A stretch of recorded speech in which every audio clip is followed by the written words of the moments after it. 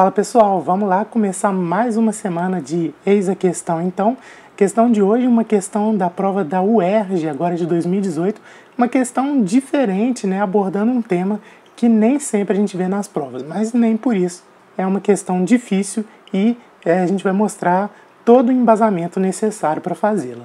Então a gente tem uma adolescente de 13 anos que comparece sozinha à consulta em uma UBS, solicitando orientação sobre métodos contraceptivos, pois iniciará a vida sexual com seu namorado.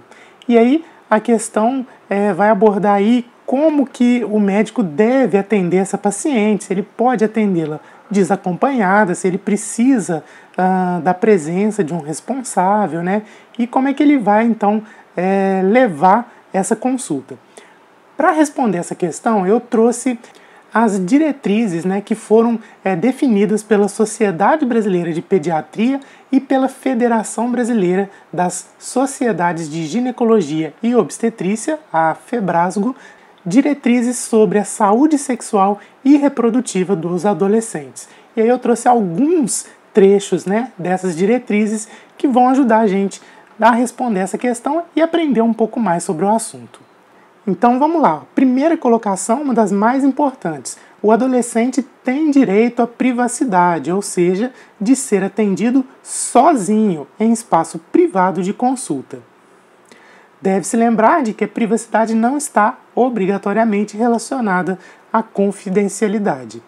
Aí a gente continua, ó. O sigilo médico é um direito garantido e reconhecido pelo artigo 103 do Código de Ética Médica, segundo o qual é vedado ao médico revelar segredo profissional referente a paciente menor de idade, inclusive a seus pais e responsáveis legais, desde que o menor tenha capacidade de avaliar seu problema e de conduzir-se por seus próprios meios para solucioná-lo, salvo quando a não revelação possa acarretar danos ao paciente.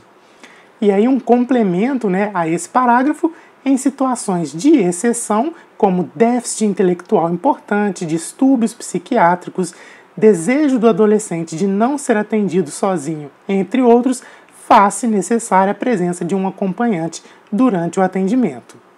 Continuando, a orientação dada a esse adolescente deve incidir sobre todos os métodos, com ênfase na dupla proteção, né, o uso de preservativos, sem juízo de valor. A prescrição de métodos anticoncepcionais deverá estar relacionada à solicitação dos adolescentes, respeitando-se os critérios médicos de elegibilidade, independentemente da idade. Esse próximo parágrafo a gente desconsidera porque ele é mera repetição do parágrafo anterior. Errou! E aí, para terminar, na atenção a menor de 14 anos sexualmente ativa, a presunção de estupro deixa de existir frente à informação que o profissional possui de sua não ocorrência, a partir da informação da adolescente e da avaliação criteriosa do caso, que deve estar devidamente registrada no prontuário médico, né?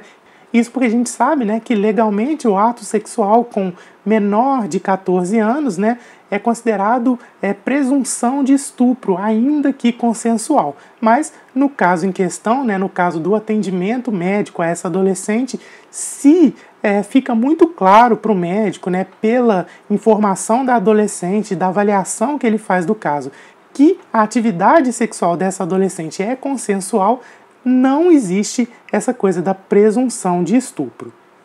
Então vamos à questão. E aí fica muito fácil responder depois dessas informações que a gente tem. Primeiramente, o médico deve. E aí a gente já pode de cara eliminar as duas últimas opções, porque aqui fala que o médico deve se negar a atender a adolescente desacompanhada. Como a gente viu, isso não é verdade. A adolescente tem direito de ser atendida, ainda que desacompanhado. E aí, nas duas opções que sobram, né, atender a adolescente desacompanhada, orientar como método de escolha o uso de contraceptivo oral combinado de baixa dosagem hormonal, ou atender a adolescente mesmo desacompanhada e oferecer como opções de escolha os métodos disponíveis na UBS e o uso concomitante de preservativo.